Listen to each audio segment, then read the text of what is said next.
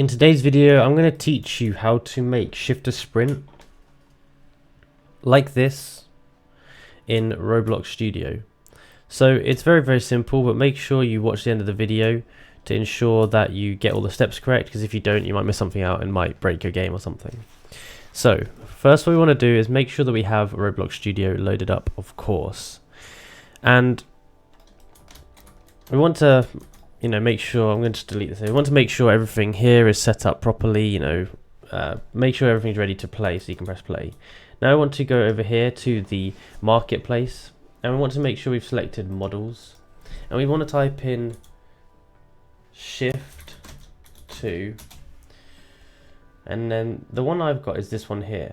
You can pick this one, but this one I think is good as well. Let's try this one to see how this one does actually. So you want to click on it, and it's going to say it's going to add 2 scripts, so you click OK. Basically that has added a script into here that will make it work. So now what we can do is we can hit play, and from here if I hit shift, you can see that boom, I am sprinting very fast.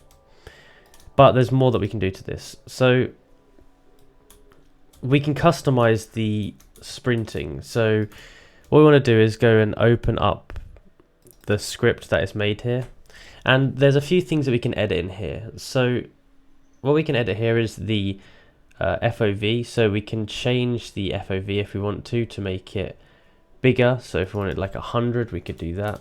We could put 100 in there. We could change the running speed to make it run really fast, so we could put like this.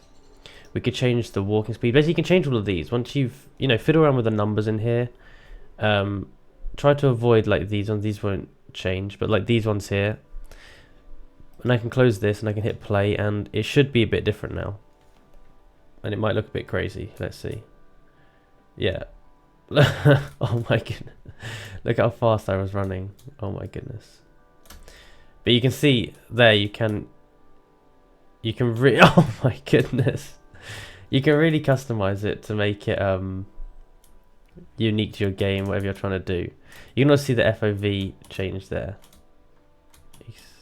So yeah, but that's how you do it. So if you enjoyed this video and found it useful, then be sure to like, subscribe, and comment down below that it helped. Thank you for watching.